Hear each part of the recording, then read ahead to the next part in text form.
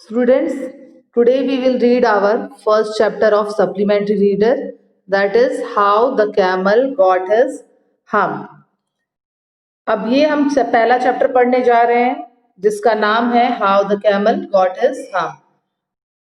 ये जो चैप्टर है इसमें कैमल के बारे में बताया गया है। जो कैमल है उसका हम्प जो होता है, जो आप देखे होंगे कि पीठ जो होती है उसकी काफी ऊंची सी होती है, तो उसको हम लोग हम्प कहते हैं। तो उसी के बारे में बताया गया कि कैमल को उसकी जो ये ऊंची पीठ थी वो कैसे मिली। Okay, now we will start the story. The world had just begun. The animals were just beginning to work for man. There lived a lazy camel in the middle of a desert.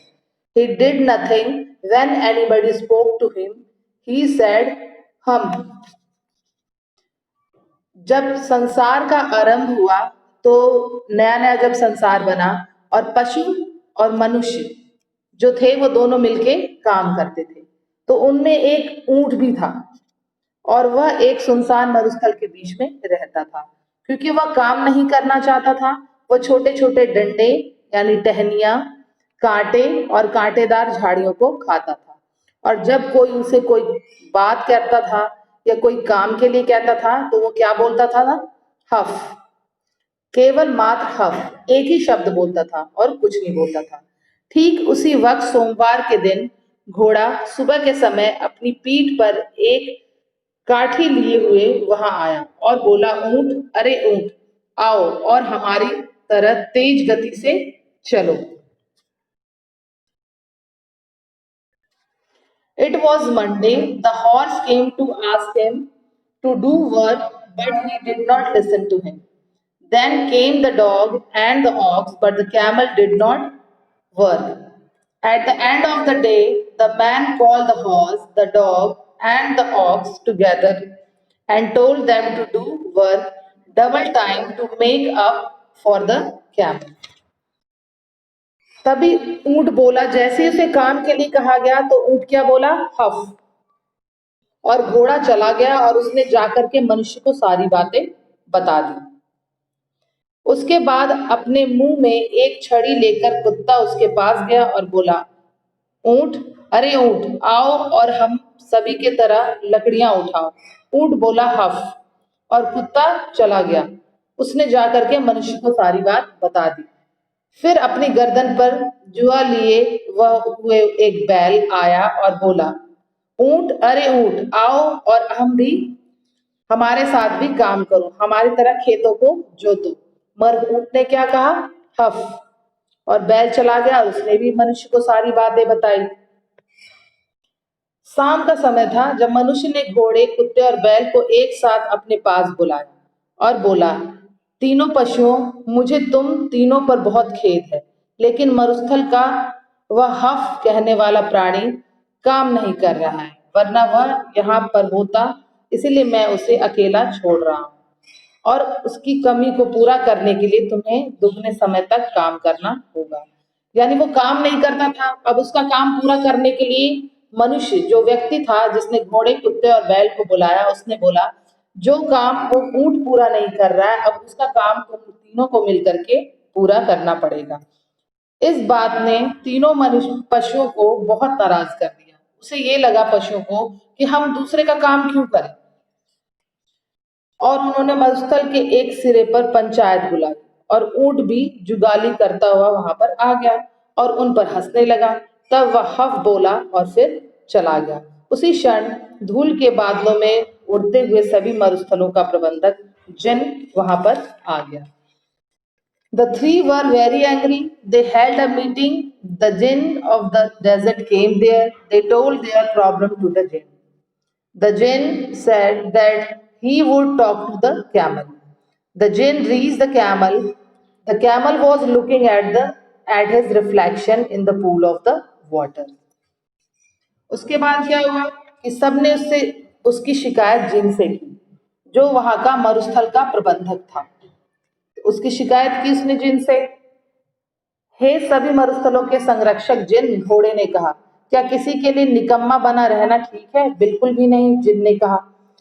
उन लोगों को ये लगता था कि सारे जानवर जो थे वो काम करते थे, मगर अकेला ऊंट ही काम नहीं कर रहा था। तो उन लोगों ने जिनसे उनकी शिकायत की। अच्छा, घोड़ा बोला, तुम्हारे मरुस्थल के मध्य में लंबी गर्दन और लंबी टांगों वाला एक प्राणी है, और उसने सोमवार की सुबह से जरा भी काम नहीं किया। वह तो चलता भी नहीं है। छी छी। जिन ने सीटी बजाते हुए कहा, वह मेरा ऊंट है।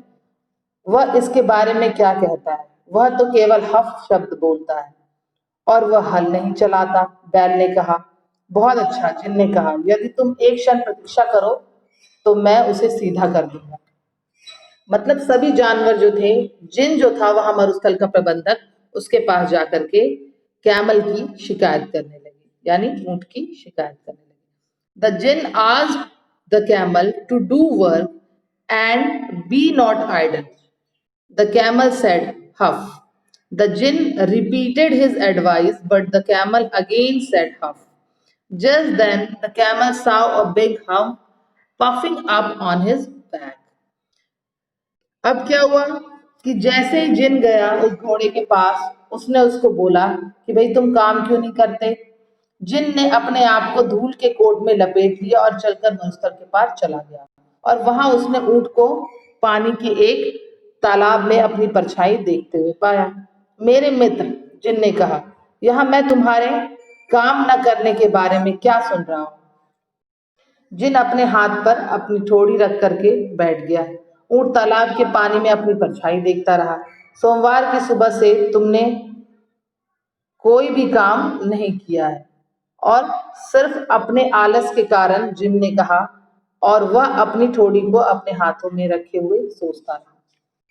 यानी वो उसकी शिकायत कर रहा है कि तुम कोई काम नहीं करते, मगर वो बिल्कुल सुन नहीं रहा है उसकी बात को। और ऊंट क्या बोलता है? हफ। यदि मैं तुम्हारे पास दोबारा आऊं तो मुझे यह बात दोबारा न कहनी पड़े। जिन ने कहा, तुम बार बार यही बात कहते हो।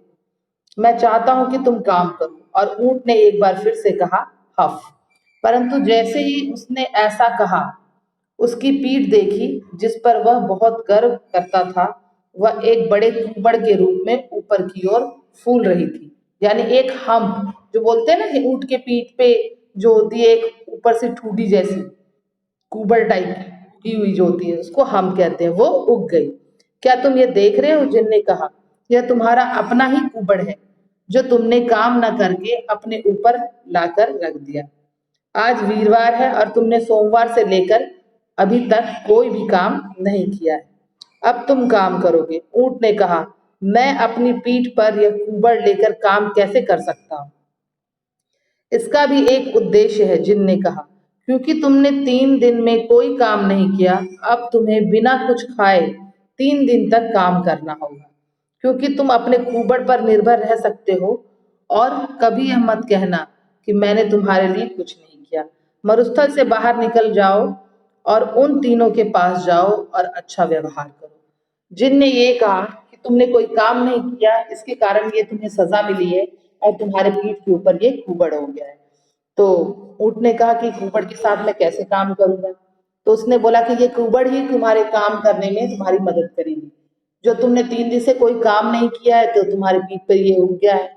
अब तुम 3 दिन तक बिना कुछ खाए पिए काम करोगे, और ये जो हम्फ है यही तुम्हारी मदद करेगा। तो उसने कहा कि ठीक है, अब तुम उन तीनों जानवरों के पास चले जाओ।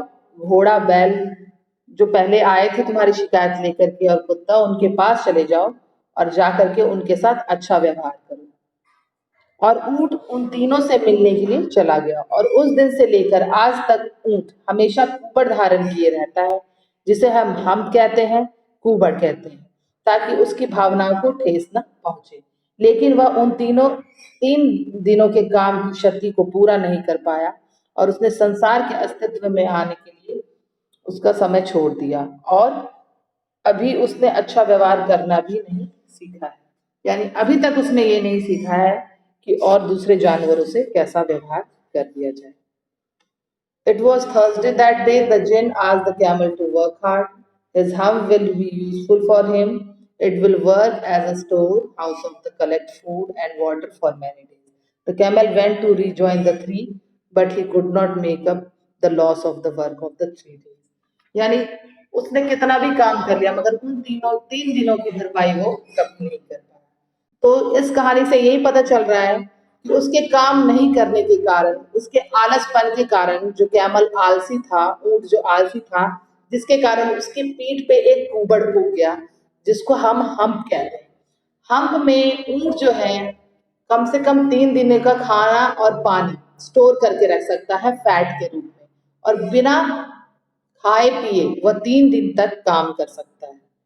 तो स्टोरी में यही बताया गया है कि कैमल को उसका हम कैसे